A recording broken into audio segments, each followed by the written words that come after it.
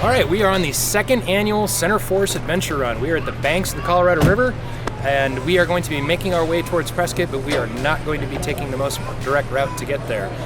We had a beautiful night last night. It actually rained a little bit, but everybody's ready to go. We're just gonna finish airing down. We've got about 22 miles of dirt to get out to historic Route 66, and then we're gonna head down a little ways and do the Grand Canyon Cavern that I've actually never even seen, so I think it should be pretty cool.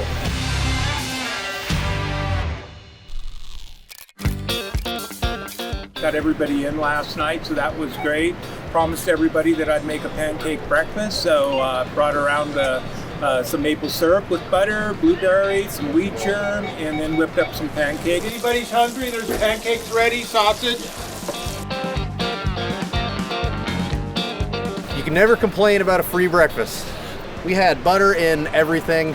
The syrup was outstanding. My kids are wired, so everybody is definitely enjoying the breakfast and having a good time.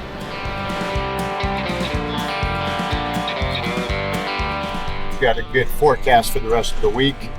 Looking forward to some good trails, it's good camaraderie and camping for the next couple days. This is me driving manual off-road awesome. We're going to go up to the main drag, which happens to be historic Route 66. We are going to make a left. The caverns are really cool. There's all kinds of neat formations and stuff. We are the third largest dry cavern in the world. A couple of mummified animals that had actually fallen down as sort of a natural trap. The entrance of it was pretty neat all the way around. We're gonna go pop over to Seligman, which is on historic Route 66. We're gonna top off the fuel, and then it's gonna be dirt here on it. Burns a little oil. Camp is, I don't know, probably another 3 or 4 miles up the road, but we had to stop because we had a big piece of deadfall on the road, so we had to winch that out of the way and then roll it out of the way. No big deal, all part of it. Let's carry on. So far this run's been such an epic trip for me and the family. This truck is built to do a lot of highway miles and do a lot of speed style driving, off-road desert terrain, going fast. So I didn't go straight for the weighted flywheel, which I did go in my rock crawler that direction. In this truck I chose just the factory replacement with the Centerforce 2 clutch, and it's been absolutely awesome. I think everybody's ready to set up camp and maybe crack into a cold adult beverage and eat some supper and get ready for tomorrow. I'm cooking dinner for everybody. Everybody's excited. They want to have my tacos, and we're gonna have an awesome dinner, and then we're gonna go to bed and be ready for tomorrow. The adventure continues.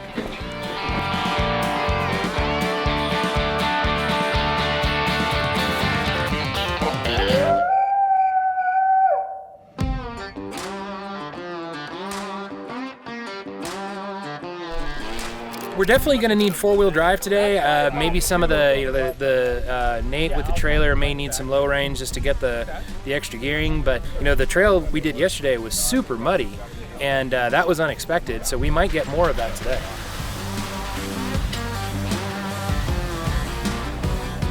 These big round rocks in here are granite. Does anybody want to guess what type of the 3 rocks granite is?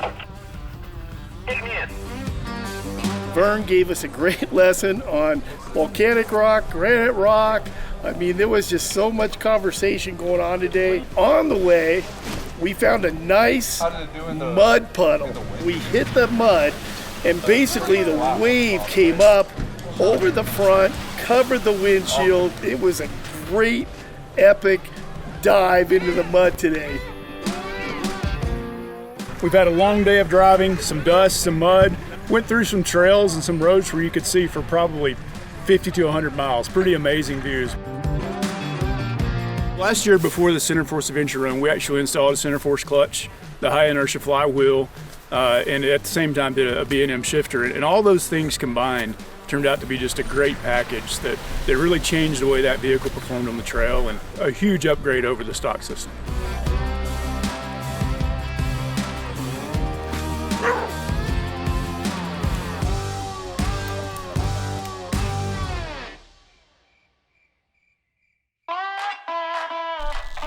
I'm here with my friends from Summit 4x4, and they hooked up the Gladiator. So, beginning of the story, we're on the trail, we slide over some rocks, and popped off one of my pins, and then it took out my harness. On the radio I hear, "Nate, stop with the trailer.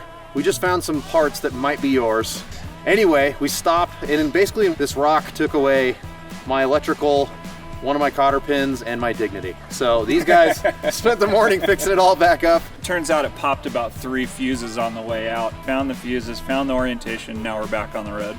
Yep. Everything's working great. Thank you so much. I think this is a valuable lesson to people who maybe don't go off-road very often, to just plan for the unexpected. We were preparing to fix Jeeps and trucks on the trail, and lo and behold, we have a trailer. But we made it happen, but next time the recovery bag may have a couple new options in there. We are about 5 hours, I think, from Centerforce HQ.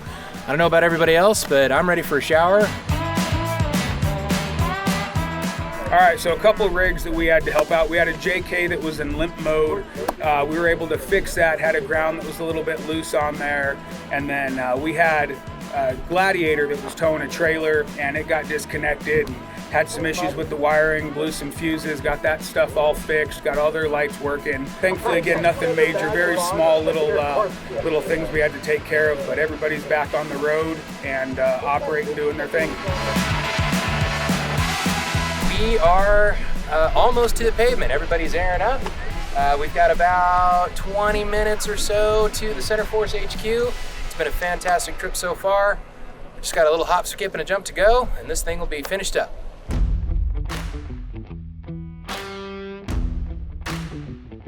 All right, we made it. We are at the Centerforce HQ. Everybody had a great trip. We're gonna give the guys a little tour inside, those that want one. And Les, I think a couple guys are gonna air up, but this trip is done. We had a fantastic time. I can't thank Summit 4x4 and all the rest of the participants enough. We'll have to do it again next year. On this particular Jeep, it was one of the R&D Jeeps for their new hydraulic and clutch system, and it was phenomenal on the trail. And if you have a JL, or especially a JL or a JT or a JK, huge upgrade. But on the JL, JT, the hydraulics make all the difference. You actually have clutch feel, and the performance is so much better. There's parts on the trail where you can slip the clutch a little bit to get over, and you won't smell burning or anything like that. I mean, it's just a great performance clutch, and it's great to be out here and on the trail with a bunch of other manual transmission enthusiasts, and looking forward to 23 next year.